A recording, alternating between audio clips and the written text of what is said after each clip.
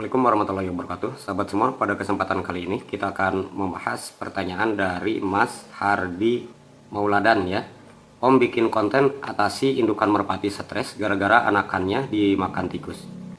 Nah sahabat semua, ketika kita memberi pakan yang bagus, terusan memberikan perawatan yang bagus, terkadang ada kendala juga ya ketika kita sudah beternak merpati dan menghasilkan piyik, piyikannya dimakan, tentunya dia akan stres juga sehingga tidak mau bertelur. Sahabat semua, kondisi stres yang berat itu salah satunya juga muncul ya. Ini dari perlakuan kita atau manajemen kandang yang kurang baik gitu ya. Terus pergantian pakan serta lingkungan yang tidak sesuai, banyak tikus.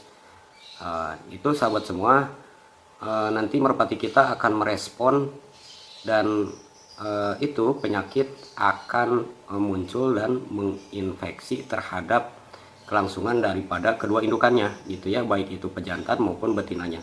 Terkadang sahabat semua, betinanya ini tidak mau kawin dengan pejantannya atau pejantannya sebaliknya gitu, tidak mau kawin terhadap betinanya gara-gara stres daripada piikannya ini ketika meloloh itu dimakan sama tikus. Itu biasanya sahabat semua, kalau tikus itu memakan, kadang-kadang si kepalanya itu diputusin gitu ya, tidak dimakan semua, akhirnya ditinggalkan gitu ya.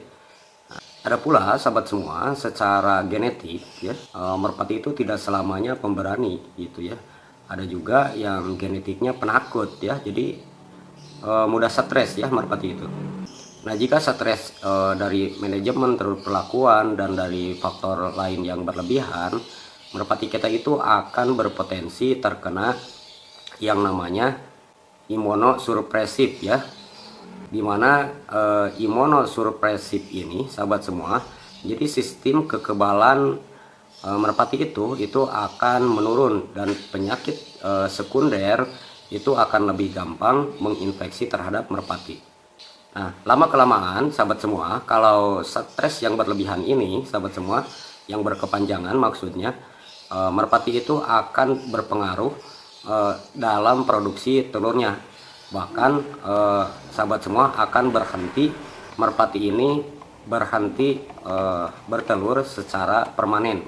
Nah bagaimana sahabat semua untuk solusinya? Ya tentunya kita harus menjauhkan kandang kita itu dari hewan-hewan predator seperti tikus atau kucing. Kalau ada kucing pasti itu kandang kita berisik ya sahabat semua, dia itu ketakutan, apalagi kalau misalkan lagi bertelur, mengeram, atau yang mempunyai piyik indukannya itu nanti akan berisik si kandang kita, dan tentunya tidak akan tenang kalau lagi bertelur, telurnya terinjak dan terbentur satu sama lain, tentunya dia akan pecah.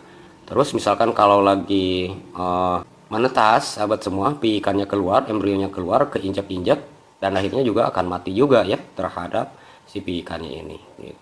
Nah jadi kalian bisa menutup nanti kandangnya untuk sementara sahabat semua ya, seperti masa-masa penjodohan gitu ya, ditutup kandangnya.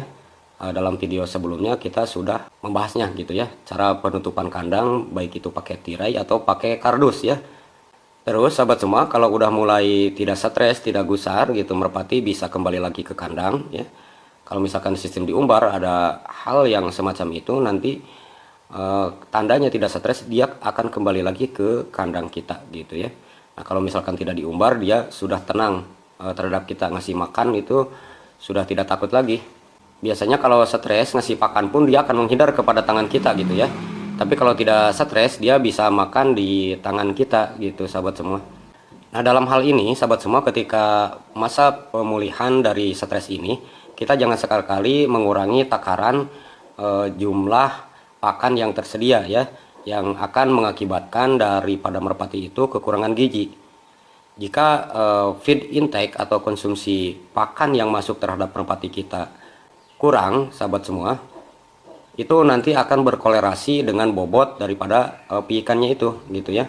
Nah kalian juga ini penting ya sahabat semua untuk mengontrol daripada berat badan gitu. Kalau misalkan udah nyilet ini sahabat semua, merpati itu hati-hati nih, jadi produksi daripada telurnya itu akan menurun.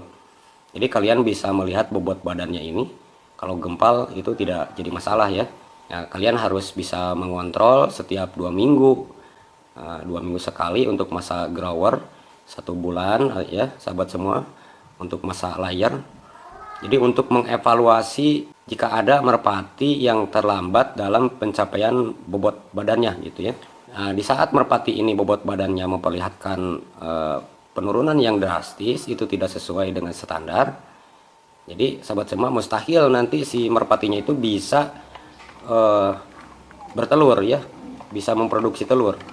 Pada masa pulet, merpati itu harus diberikan grid ya untuk menstimulasi pembesaran tembolok agar target feed intake itu bisa tercapai. Dan selain daripada itu, sahabat semua, grid ini digunakan untuk cadangan kalsium saat merpati itu memasuki fase bertelur gitu ya. Nah, pada fase layar atau bertelur, protein yang dibutuhkan oleh merpati akan lebih besar, dan saat masa fase grower, protein digunakan untuk bertelur ya, terutama untuk produksi daripada putih telur gitu atau albumen ya.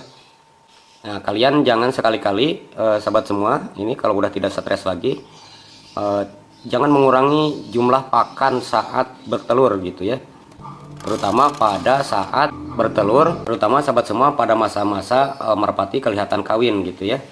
Nah, kalau misalkan sudah mau bertelur, pur tetap harus dikasih gitu ya ke merpati yang mau bertelur sampai nanti bertelurnya itu 2 gitu ya. Nah, jadi kesimpulannya untuk merpati yang stres dari gangguan tikus sahabat semua dan tidak mau bertelur lagi, yang pertama kandang harus benar-benar rapi pakai tirai. Nanti kalau tidak stres, kita kasih pakan yang maksimal ya, seperti untuk makanan ayam, pur petelur. Di samping itu juga kalian nanti bisa memberikan vitamin A, vitamin D, vitamin E gitu ya. Pemberian aminofit juga bisa ya, strong egg, mineral feed suplemen A gitu ya. Itu boleh dilakukan gitu ya. Kalian bisa nanti sesuai dengan takaran yang ada di label kemasan. Pada intinya tidak jauh ya sahabat semua pemeliharaan daripada merpati yang stres ini dengan ayam petelur gitu, nggak jauh beda gitu ya sahabat semua. Demikian mungkin untuk pertanyaannya ya. Semoga videonya bermanfaat. Terima kasih untuk Mas Herdi Mauladan ya. Mohon maaf kami juga pemula ya, tentunya masukan demi masukan dari sahabat peternak yang lain yang sudah senior kami nantikan di channel ini. Terima kasih. Wabillahi taufiq wal hidayah. Wassalamualaikum warahmatullahi wabarakatuh. Sampai jumpa pada video berikutnya.